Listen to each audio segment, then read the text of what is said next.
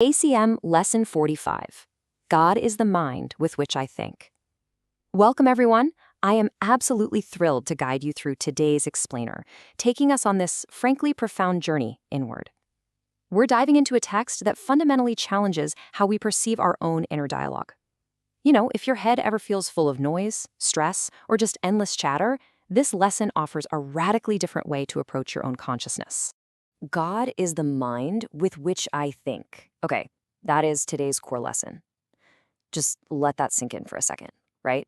Emphasize that single, really profound sentence in your own mind, because the source material presents this as the literal key to unlocking what our real thoughts actually are.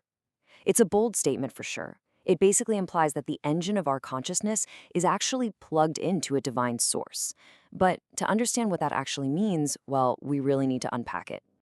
So here is our agenda for this explainer. First, Lesson 45 overview. Second, real versus unreal thoughts. Third, sharing the divine mind. Fourth, the 5-minute deep practice. Fifth, short daily mindfulness habits. And finally, summary and practice schedule. Number 1.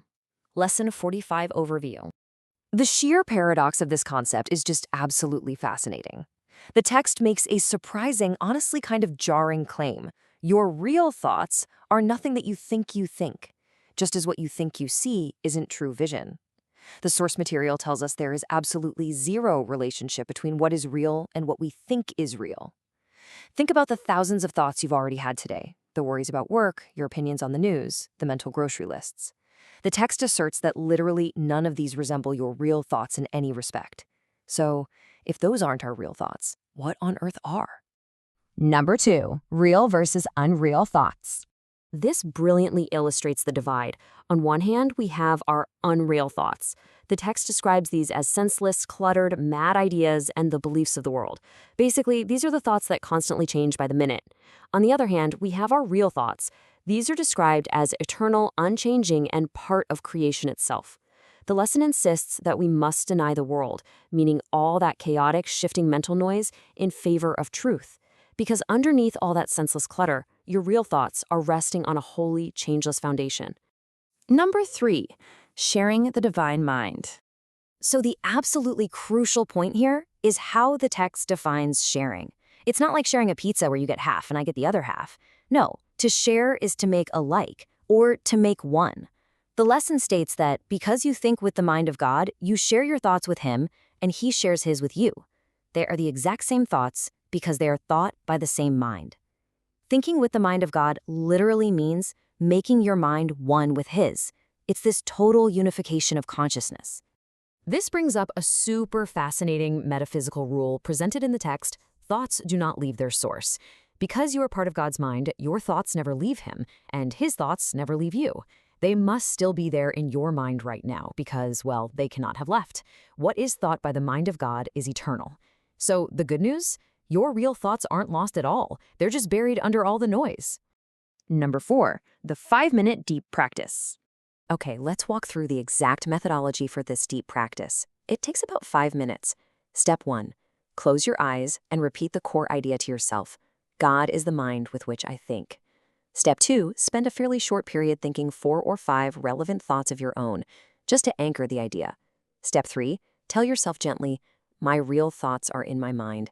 I would like to find them. And then step 4 is the real deep dive.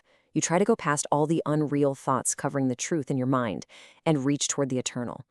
And I really want to emphasize a reassuring note directly from the text here. There is every reason to feel completely confident that you will succeed today. You actually cannot fail in doing this because it is the will of God. As you sink past all that mental clutter, the text provides this incredibly beautiful visual metaphor. It says to approach your mind like an altar, dedicated in heaven to God the Father and God the Son. I absolutely love this. Imagine walking into a dusty, cluttered room and just gently sweeping away all the mad ideas and senseless thoughts until you uncover a pristine, quiet, completely holy place inside yourself. The source material reminds us this is no idle game.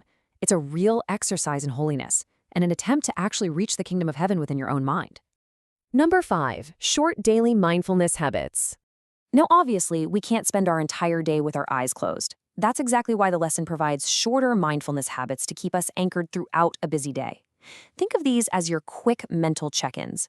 Whenever you repeat the idea today, take just a minute or two to appreciate the absolute holiness of your mind.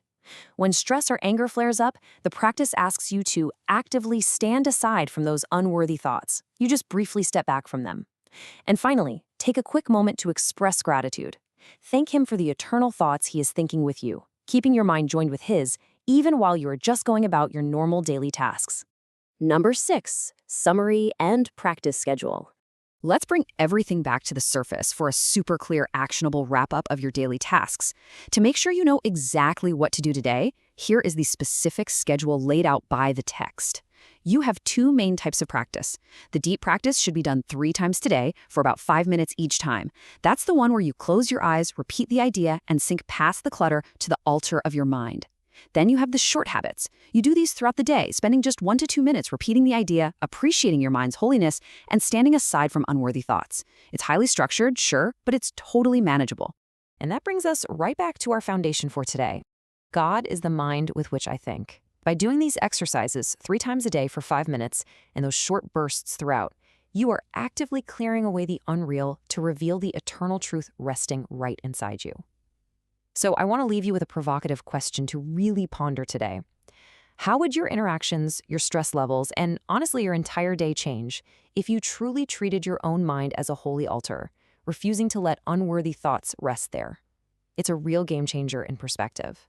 Thank you so much for joining me on this inward journey. If you found this explainer helpful in breaking down these deep concepts, please make sure to like and subscribe to the channel so we can continue learning and growing together. See you next time.